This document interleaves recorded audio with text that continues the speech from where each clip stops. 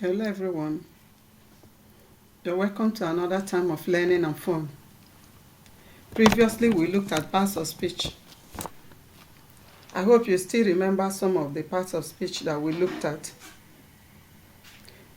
Okay, when we learned about noun, we said proper nouns are names of people, places, days of the week, months of the year. And we were told to write them with capital letter. We start with initial letter. Like you want to write Monday, you start the M with capital letter. We were also told that anywhere we see letter I, we should capitalize it. That is, make it a capital letter. And that brings us to what we have for today in our English class. Before we continue, let's look at our learning objective.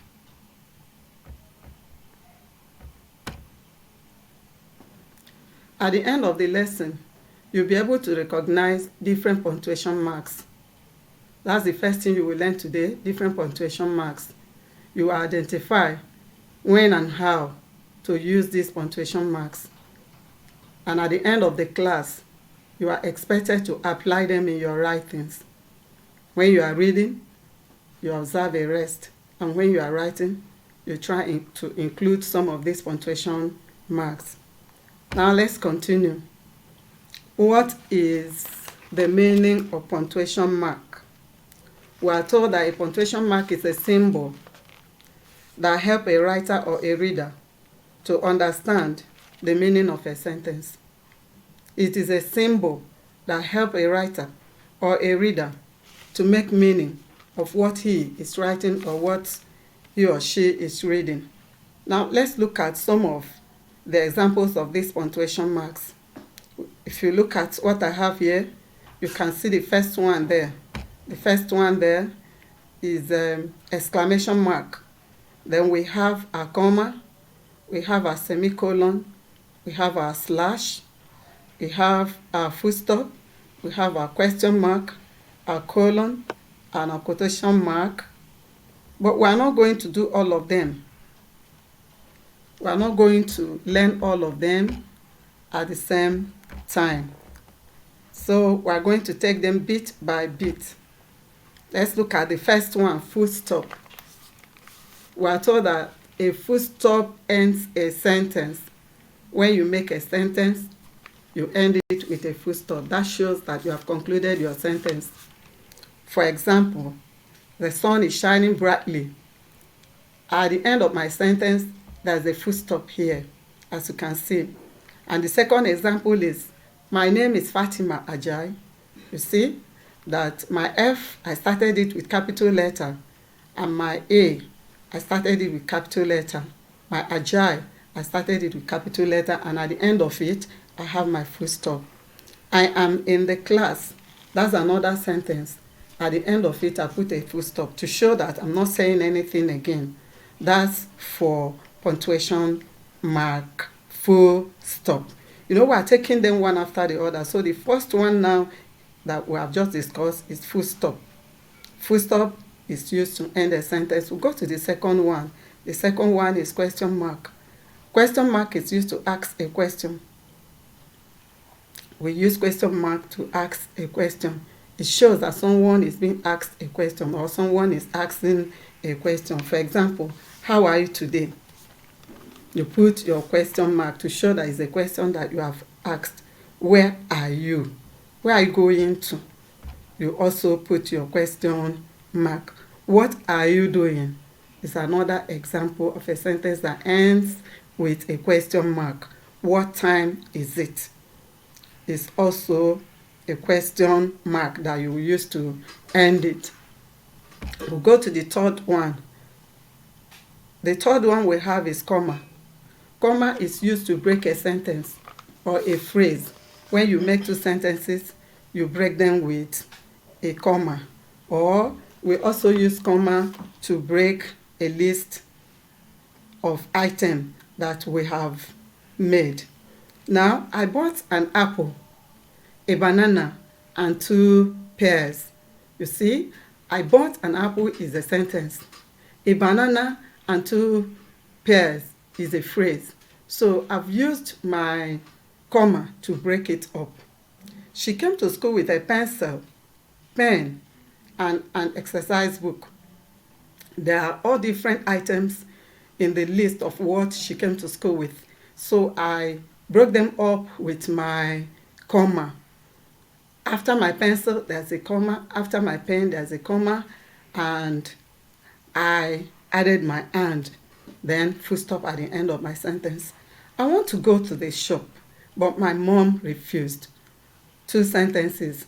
First one, I want to go to the shop. The second one, but my mom refused. It's a phrase. So to link them up, I had to break them with my comma.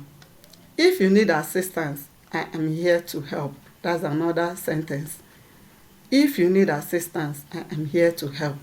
I broke it up also with comma. I hope you are getting me. If you have any question, you can ask. I wait to see if you have a question. Okay, let's continue. Exclamation mark is the fourth one. This is used to express feelings and excitement. You can also use it to express surprise or pain. Examples are, what a beautiful day. You end it with an exclamation mark. You can see my exclamation mark here. It's like when you write one and you put a dot under it. The next sentence there to show exclamation mark is, ouch, that hurts. Ouch, that hurts. You use exclamation mark. So that's why I used exclamation mark after my ouch to show it's a surprise. Then I have the next one, wow, it's beautiful. Because it's a surprise, I used the wow.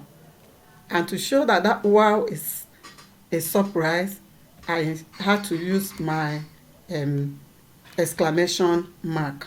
Let's look at the next one.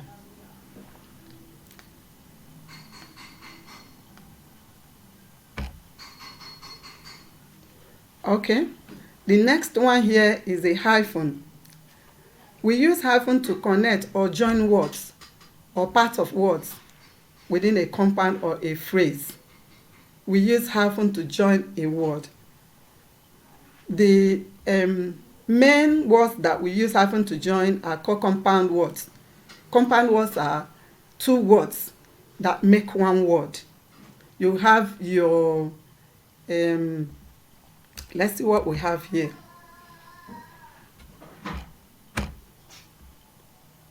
Okay, we have our art house. Art is a word and house is another word. We have a bell ringer. We have bell, we have ringer. So we use hyphen to join the 2 words together. We have our living room. Living is a word and room is another word. We put them together. We have our wheelchair. Wheel is a word and chair is another word. So we use hyphen to link 2 compound words together. Finally here, we'll be talking about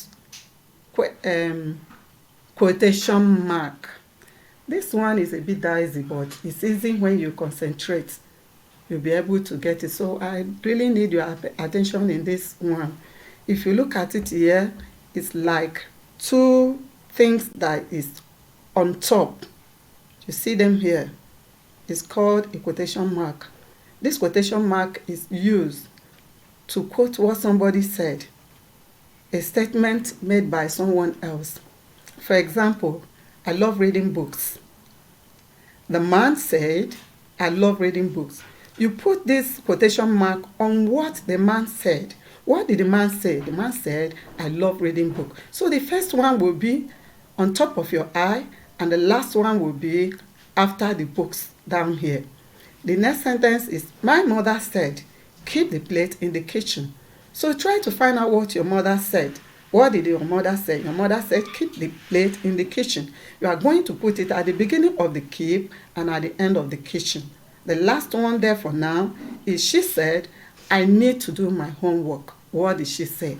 I need to do my homework. So you put it at the beginning of I and at the end of noun. We'll continue this class. We'll continue this topic in our next class.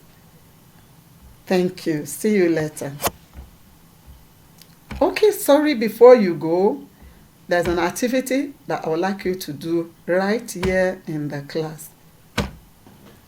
This is the activity here. Can you see the activity? The instruction says choose the correct punctuation mark from the bracket for each sentence below.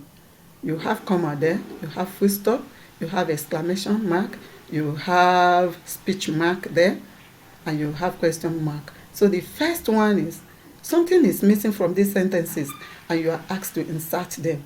I am 8 years old. What am I going to put there? Is it going to be a question mark? Is it going to be a full stop? Or is it going to be an exclamation mark? Number 2, are you ready for today's class? What are you going to put there? Is it going to be a question mark, a speech mark, or a full stop?